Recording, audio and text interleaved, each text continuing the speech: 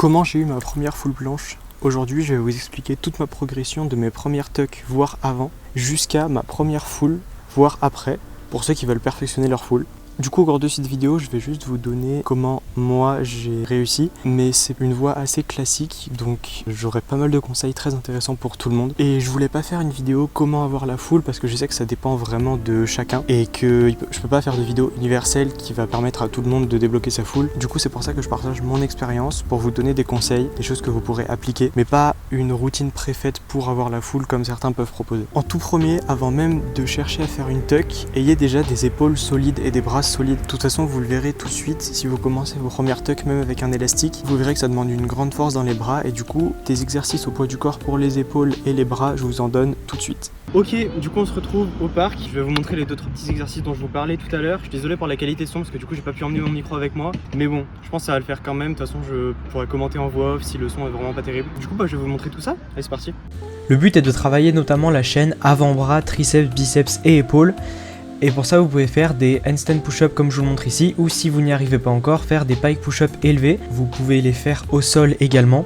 Faites aussi les exercices de base comme par exemple les pompes ou les dips. Ici, j'ai fait des pompes surélevées, mais vous pourrez les faire au sol aussi. Et j'ai bien accentué le mouvement de rétroversion du bassin, puisque le faire sur vos pompes, ça vous aidera à appréhender ce mouvement qui est essentiel en calisthénie, ainsi que d'avoir un bon holo, c'est-à-dire bien pousser sur ses épaules, comme je l'ai fait sur les pompes. Faites aussi des lean planche push-up que je vous montre actuellement à l'écran, et essayez d'avoir un bon holo et une bonne rétroversion du bassin. Ça va vous permettre, en plus de travailler toute la chaîne dont je vous parlais juste avant, de commencer à travailler sur votre forme de planche. Et donc c'est un exercice qui est très bénéfique et qui m'a personnellement beaucoup aidé. Une fois que vous avez une base assez solide, vous pourrez commencer à faire vos premières tucks planches avec un élastique si vous n'y arrivez pas naturellement. Ensuite, vous pouvez enlever l'élastique et travailler vraiment toutes les variations. Essayez pas de brûler les étapes. Commencez par la tuck, faites ensuite une advanced tuck, straddle.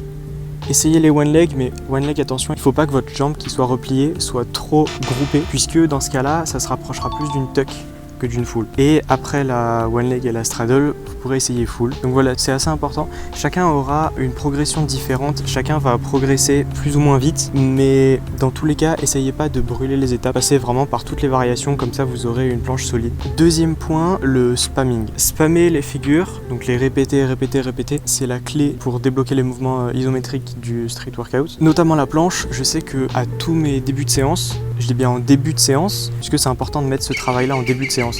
Je vous invite à aller voir ma vidéo sur les clés de la calisthénie si vous ne l'avez pas encore vue, où je vous explique tout ça. Et donc, chaque début de séance, je faisais près de 3 ou 4 fois un hold de ma meilleure variation possible en planche, avant de faire ma séance. Et d'ailleurs, au cours de ma séance, je renforçais la planche avec, par exemple, des tuck push-up. C'est pareil pour le front touch. Pour avoir le front touch, quelque chose qui est bien utile, c'est de faire des advanced tuck pull-up. Et pour la planche, moi, c'est pareil. Je sais que de faire des tuck planche push-up avec un dead stop, bien sûr, ça m'a aidé à renforcer ma planche. Dead stop, pour ceux qui savent pas, ça veut dire que quand on remonte de la push-up, on verrouille en planche. Ensuite, le repos. Prenez bien le repos en considération puisque c'est ce qui va permettre à votre corps de se reposer, c'est ce qui va permettre à votre corps d'assimiler les mouvements. Surtout que la calisthénie requiert beaucoup de force nerveuse et la force nerveuse se récupère en se reposant. Donc, négligez pas votre sommeil, sollicitez pas trop vos muscles non plus. Il vaut mieux faire des séances où vous ne vous déchirez pas trop, mais d'en faire plusieurs dans la semaine. Moi, quelque chose qui a dû m'aider aussi à débloquer ma planche, c'est de m'entraîner très régulièrement et surtout beaucoup de fois dans la semaine. Par exemple, je faisais à peu près 6 trainings dans la semaine. Quelque chose que vous pouvez vraiment utiliser aussi, je sais que je le faisais moi, ça s'appelle le Grease the Groove. En fait, ça consiste à faire une répétition du mouvement, par exemple un planche hold, avec beaucoup de récupération. Par exemple, si vous regardez une série ou un film,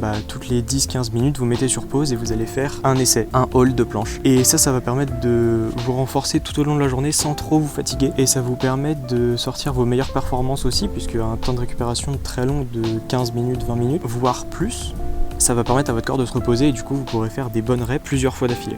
Et ça va vous permettre de bien progresser. Ensuite, travaillez d'autres mouvements dépendant de la planche en parallèle. Par exemple, je sais que pendant mes training planches, j'essayais de travailler les planches press ou les planches push-up, comme je vous disais tout à l'heure. Et du coup, le fait de travailler la planche sur plusieurs exercices, ça va vous renforcer sur tous ces exercices-là et donc vous renforcer encore plus sur votre planche de base et vous permettre d'en avoir une encore plus solide. En plus de travailler plusieurs exercices de la planche, travaillez aussi plusieurs variations de la planche, c'est-à-dire sur barre, grip neutre, supination, pronation. Et au sol aussi, supination ou même finger planche si vous y arrivez. Et ça aussi, ça va vous permettre d'appréhender l'équilibre de la planche sur plusieurs grips pour renforcer votre équilibre de base. Aussi, filmez-vous. Je sais que je me filmais énormément et c'était pas par ego, c'était juste que comme ça, quand vous vous filmez, vous pouvez analyser votre forme, vous pouvez regarder ce qui va pas. Par exemple, ah tiens, j'ai les coudes un petit peu pliés, faudrait que je les tende. Ou alors, ah tiens, j'ai pas assez de holo, il faudrait que j'ai plus de holo. Ou alors, ah tiens, j'ai les pieds un peu bas, faut que je les rehausse. Et du coup, le fait de se filmer, ça va vraiment pouvoir vous aider à voir votre forme et à voir ce qu'il faut corriger pour améliorer votre planche.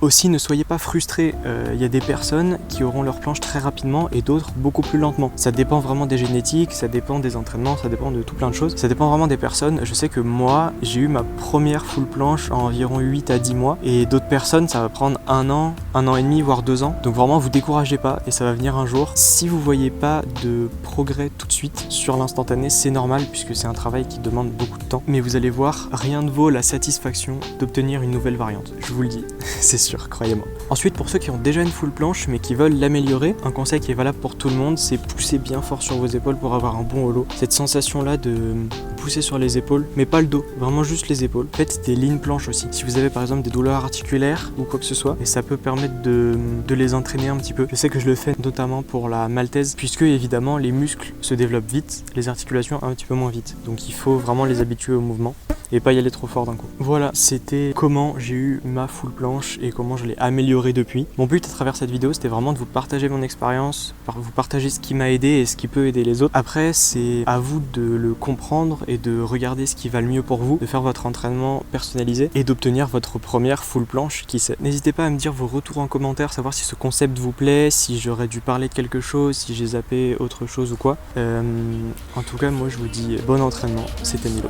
Ciao.